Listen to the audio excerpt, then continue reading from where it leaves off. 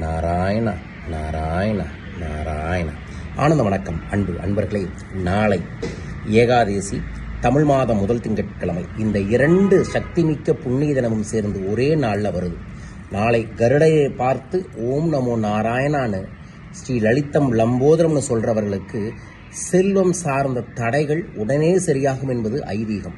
நாளை ஏதோ ஒரு பெருமாள் கோயிலில் போயிட்டு நான் சொன்ன இந்த 2 மந்திரத்தையும் 108 முறை ஜபம் செய்து துளசி தீர்த்தத்தை சாப்பிட்டுட்டு வந்தாலே நல்லது நடக்குங்க.